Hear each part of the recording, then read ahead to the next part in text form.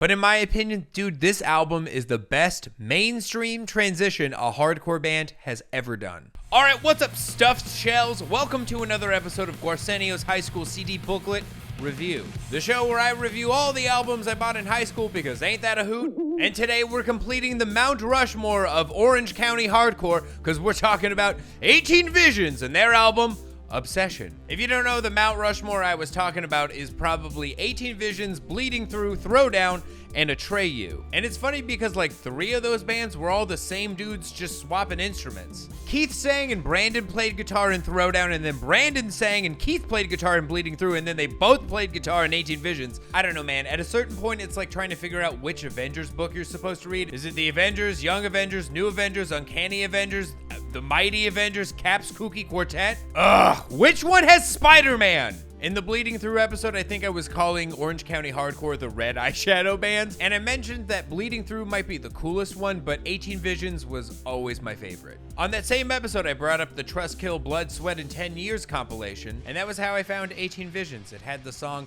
Waiting for the Heavens on it, and I was like, damn, this is the heaviest riff I've heard in my entire life. Before we get into Obsession, I think we gotta talk a little bit about Until the Ink Runs Out and Vanity. In their early days, 18 Visions were a brutal, messy hardcore band, almost grindcore-like. And even though many hardcore bands were known for movie quotes, 18 Visions had them all beat on sheer amount and eclectic selection. There were dozens of movie samples on those first few albums. It sounded like my dad angrily changing the channel as it goes from Back to the Future to The Elephant Man to Rick Burns' New York documentary on PBS. So I can see how going from that to what they sound like on Obsession probably gave people like whiplash or something. But in my opinion, dude, this album is the best mainstream transition a hardcore band has ever done. The production is shockingly great and everything is heavy and loaded with hooks and riffs. They are also the only hardcore band that can say they wrote their most iconic breakdown on their first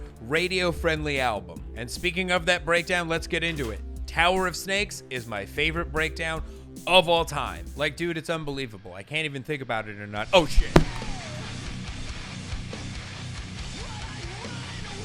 It's the best one in my opinion because it has every element that makes different breakdowns great all in one. It starts with a lone guitar chugging build up, so everyone's doing light hops and some pit stretching. You know that?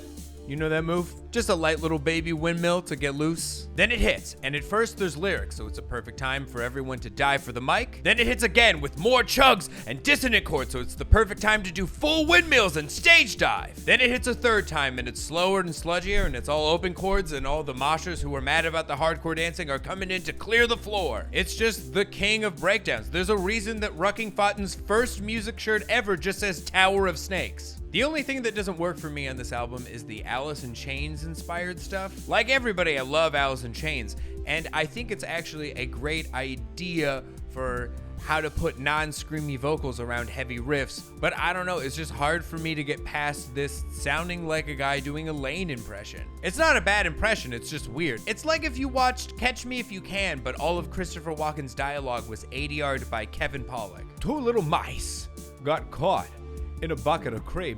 Let's talk about this album art though. This looks like Pepe Le Pew's Affliction t-shirt. This looks like the card you'd be given if someone bought you a gun for Valentine's Day. This looks like Dave Navarro's wedding invitation. Hey, Padre, sorry I'm late. I was busy living Moss. Is this wedding vaping or non-vaping?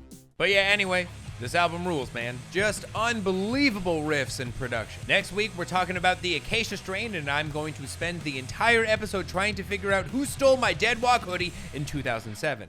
It's 2 minutes to late night!